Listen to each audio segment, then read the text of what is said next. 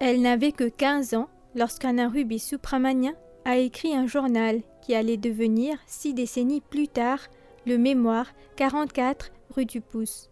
Ce livre dévoile le charme de Port-Louis d'antan, cherchant à susciter la nostalgie chez ceux qui l'ont vécu et à éduquer la jeune génération sur cette époque. Dans cet épisode de Mosée écrit, Anna Ruby nous parlera de son enfance, de son parcours professionnel atypique et bien sûr de son livre 44 rue du Pouce.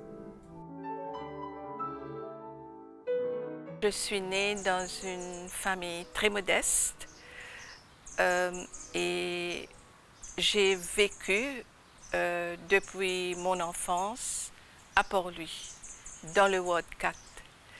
Au Ward 4, je n'avais pas réalisé jusqu'à ce que j'écris mon livre. Je n'avais pas réalisé que c'était un endroit exceptionnel à Maurice, où on avait tous les groupes ethniques réunis. À l'époque que je décris dans mon livre, c'était pendant l'époque coloniale, entre l'année 1950 et 1965. Il n'y avait pas de information technology et il n'y avait pas de téléviseur. Alors, lorsqu'on sortait de l'école, on n'avait rien à faire, sauf à jouer. Et on passait toutes les heures hors de l'école à jouer avec nos amis, les amis de nos voisins. Et aussi, à l'époque, il n'y avait pas de trafic à partir de 4 heures. On avait une habitude de sortir tous les après-midi, après 4 heures, pour jouer. Et on retirait les petits bancs, sinon on s'asseyait sur les perrons, tandis que nos mamans discutaient entre eux, causaient, parlaient de leur journée, parlaient des prix des légumes ou la sécheresse, mais parlaient de toutes choses. Mais tout le monde sortait à 4 heures et on regardait les passants, c'est-à-dire même les passants qui passaient étaient bien habillés parce qu'ils savaient que tout le monde allait les regarder. Alors il y a cette habitude qu'on avait et la rue même était comme un social platform.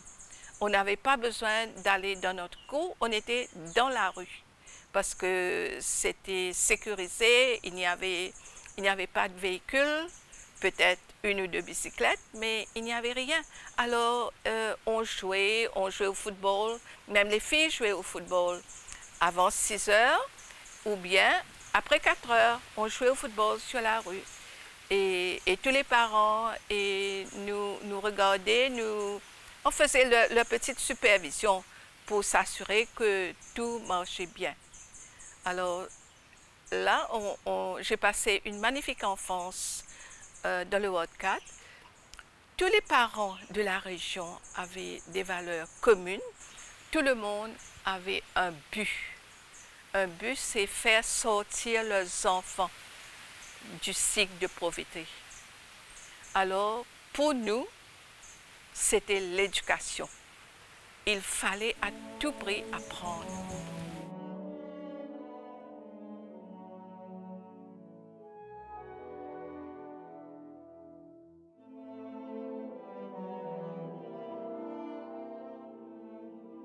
Lorsque j'étais sortie lauréate et je suis partie faire des études pour devenir un town planner, parce que je pensais que, étant originaire de Maurice, mes études en planification, avec des études en planification, je pourrais aider au développement de mon pays.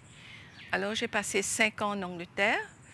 Et après mes études, j'ai été offert un poste dans le Swansea District Council immédiatement. Je suis retournée en 1975 et aussitôt que je suis retournée, il y avait le cyclone Gervais qui a frappé Maurice. J'ai été embauchée presque tout de suite par le ministère du Logement comme planificateur et j'ai travaillé dans beaucoup de projets, y compris le post-cyclone Gervais Housing. C'était un travail très challenging. J'ai passé 30 ans au ministère du Logement. Il y avait énormément à faire. J'ai aussi participé, quand j'étais cadre du ministère du Logement, à des consultations avec le UN Framework et j'ai participé beaucoup dans des discussions sur le climate change pour les petites îles, l'impact du climate change. Et dans les années 90, j'ai été invitée à donner des causeries sur l'impact du climate change sur les petites îles. Maintenant, vers les années 90 aussi, mon intérêt a shifté de l'environnement à la justice. C'est alors que je me suis inscrite à l'Université de Londres comme external student et j'ai eu mon bachelor in law. Et après, j'ai aussi fait les examens du barreau à Maurice en 98 et j'ai été reçue. Et en 2007, j'ai prêté serment pour exercer comme avocat au barreau de Maurice. Et ça fait 17 ans que je suis au barreau mauricien. Ça a été une riche expérience, étant donné que j'ai intégré le barreau assez tard.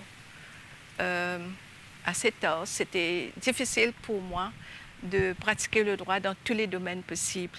Alors, je me suis restreint à certains domaines, c'est-à-dire certains domaines que je connais, je peux maîtriser, c'est-à-dire l'environnement, la planification et aussi l'acquisition obligatoire des terrains. Maintenant, après ce parcours de 2 challenging careers, un après l'autre, j'avais nullement l'intention de devenir auteur ou d'écrire quoi que ce soit, parce que j'avais une vie assez remplie.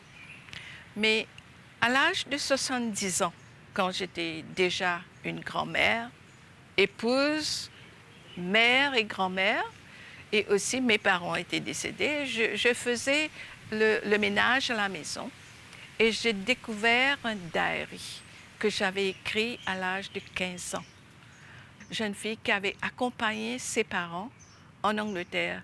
Vous savez, mon père était un civil servant, un civil servant modeste à l'époque. Il était un petit commis, mais quand même, il avait droit, sous le gouvernement colonial, et d'aller en voyage en Europe, un aller-retour en Europe, non seulement pour lui et sa femme, mais aussi pour un enfant. Alors, pour les raisons qui lui sont connues, il a choisi que c'est lui qui prenait les décisions de la famille. Alors, il a choisi de m'emmener. Mais moi, je soupçonne, c'était pour me surveiller, pour que je suis là devant eux tout le temps. Alors, j'ai accompagné mes parents, mais pendant ce voyage, j'ai gardé un diary où tous les jours, j'ai décrit tout ce que j'ai vu et tout ce qu'on a vu. Par exemple, tous les musées, j'ai décrit tout, de A à Z. Alors, lorsque j'ai lu ce diary, j'étais tellement impressionnée. Je disais à ma fille, j'aimerais tellement publier ce diary comme tel. Mais ma fille m'a dit, mais tu sais, personne ne va s'intéresser juste à ton diary. Je crois que tu dois écrire aussi sur l'époque où tu as vécu.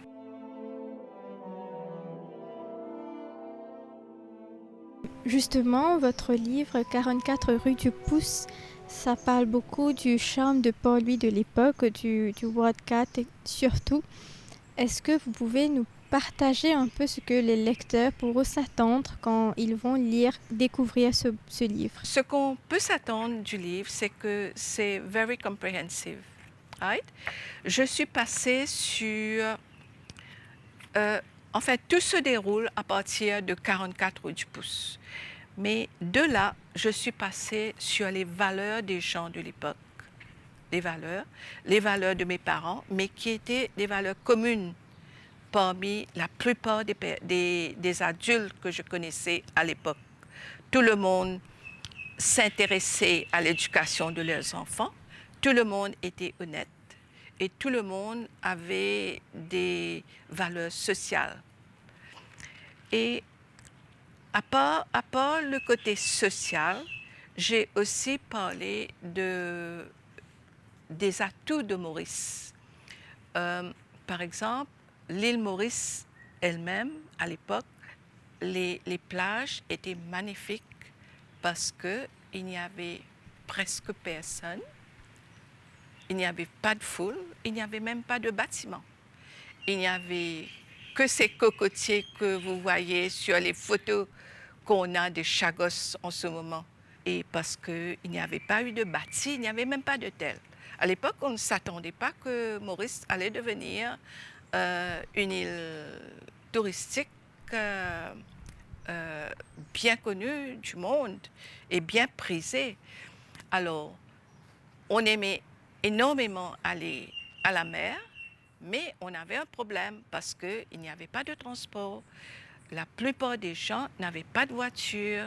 Il y avait un public transport, mais c'était difficile pour des personnes comme ma maman et ma grand-mère d'aller passer des heures, deux ou 3 heures pour aller à la mer. Alors, une fois à l'époque, mon papa louait une voiture, un taxi, et on allait passer la journée. Mais cette journée, c'était une journée mémorable. Il fallait avoir quelques jours de préparation pour acheter tout ce qu'on voulait pour le pique-nique. Et ensuite, ça nous a donné beaucoup de happy memories après.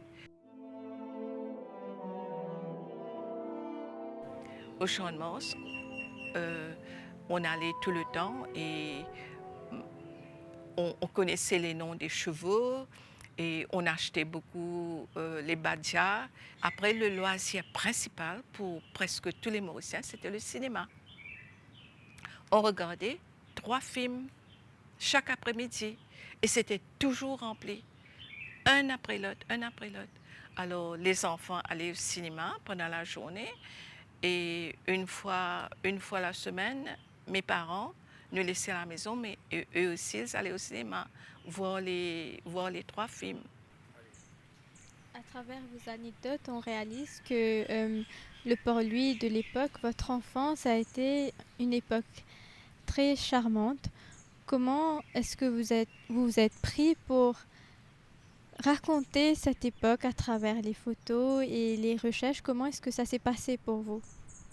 Ah, c'était pas très facile d'avoir les photos et c'était pas très facile pour moi, mais j'ai réussi à avoir les photos, une ou deux photos des grands-parents parce que mon grand-père, qui est décédé même avant la naissance de ma mère, était quelqu'un de connu et de riche à l'époque. Alors partout, il y avait sa photo, la photo de sa tête, avec un mouchoir tout autour. Un mouchoir, comme certains hindous portaient à l'époque, quelqu'un de très distingué. Et pour les photos de ma grand-mère, on n'a pas eu de photos quand elle était très jeune, parce que personne n'a pris sa photo. Elle était une personne peut-être pas importante à l'époque, c'était la veuve. Mais j'ai pu rassembler des photos de ma grand-mère lorsqu'elle habitait chez nous, elle venait. Et après, j'ai eu des photos à travers des cousins, des photos de la maison familiale. Et pour le contenu, les textes du livre, j'imagine qu'il y a eu beaucoup de recherches derrière. Comment est-ce que vous vous êtes prise? Où est-ce que vous êtes partie pour retracer toute cette histoire de cette époque? Ben, je suis passée premièrement par le registre General Office, au Civil Status Office. J'ai pu facilement retracer les actes de naissance de mon grand-père et ma grand-mère, mais pas de tout le monde. C'est-à-dire on peut faire que ascendant et descendant facilement. Et j'ai pu découvrir que mon grand-père, de son jour de naissance, son acte de décès dit qu'il était un bachelor, tandis qu'il avait épousé premièrement la sœur de ma grand-mère, et après le décès de la sœur de ma grand-mère, il avait épousé ma grand-mère. Mais quand même, son acte de naissance dit qu'il était un bachelor. Mais c'était la tradition à l'époque. Les hommes ne se mariaient pas civilement, ils se mariaient que religieusement.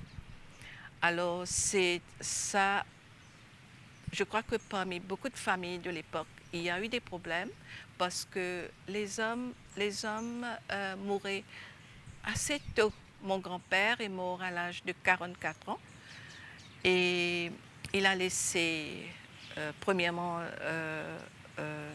la veuve, ma grand-mère, qui était la deuxième épouse.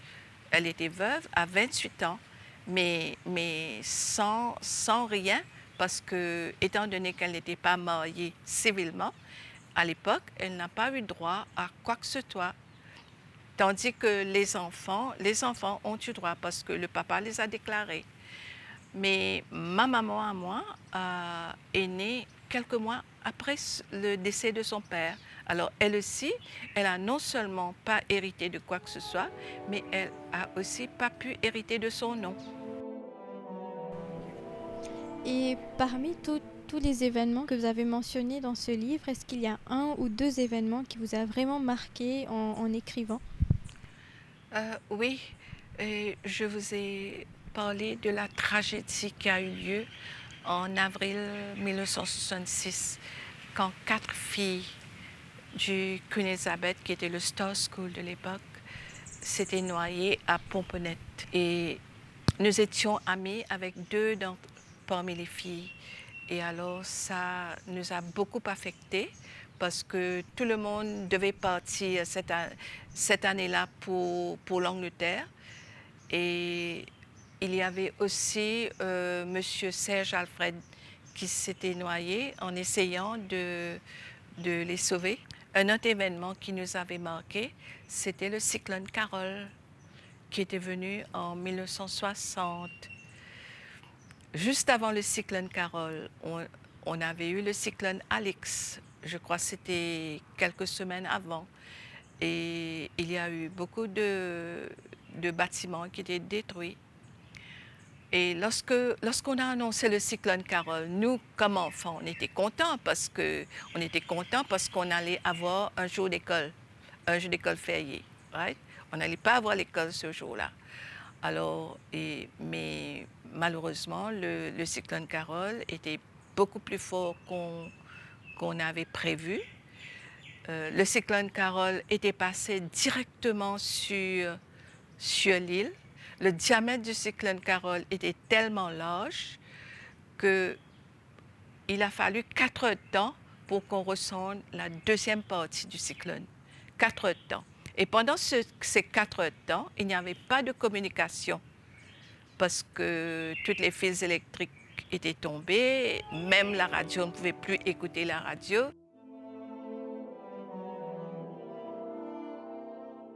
Que représente cette ville de Port-Louis pour vous, mais aussi pour l'histoire de l'île Maurice?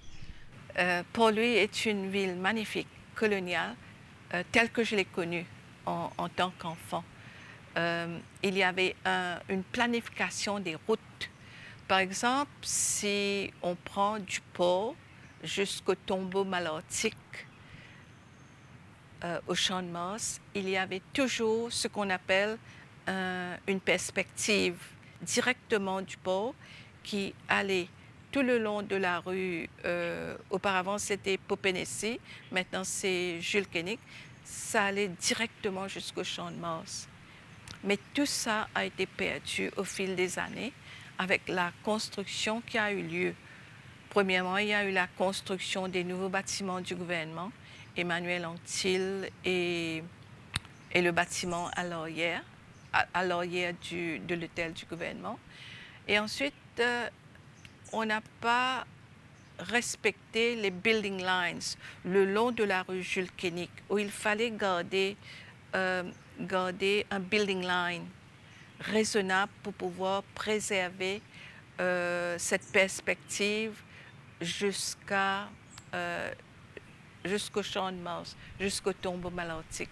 Nous n'avons pas pu sauvegarder au fil des années ce que pour lui était auparavant. Ce mémoire, c'est un livre qui vous tient très à cœur. Qu'espérez-vous que les lecteurs retiennent de ce livre? En écrivant ce livre, j'ai mis de l'avant une partie de l'histoire qui n'a jamais été écrite sur le vécu dans les années 50 à 65 à Port-Louis et à Maurice aussi. Bien sûr, c'est écrit d'après mon expérience. Si peut-être une autre personne issue d'une autre famille ou d'un autre milieu écrit la même chose, peut-être la personne pourra partager des expériences différentes. Alors, ce que j'espère, c'est que les lecteurs de ma génération se retrouvent dans mon livre, mais avec leur expérience différente. Et aussi, j'espère que les enfants, nos enfants et nos petits-enfants, puissent voir comment nous, on vivait à l'époque.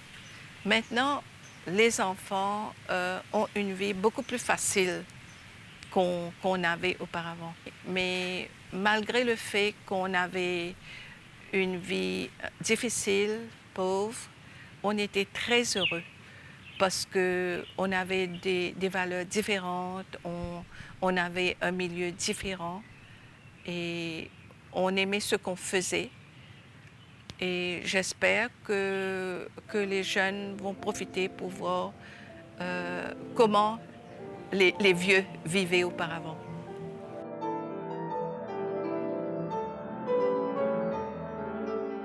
C'est ici que prend fin cette édition de Mots et écrits. Au plaisir de vous retrouver pour le prochain épisode. À très bientôt.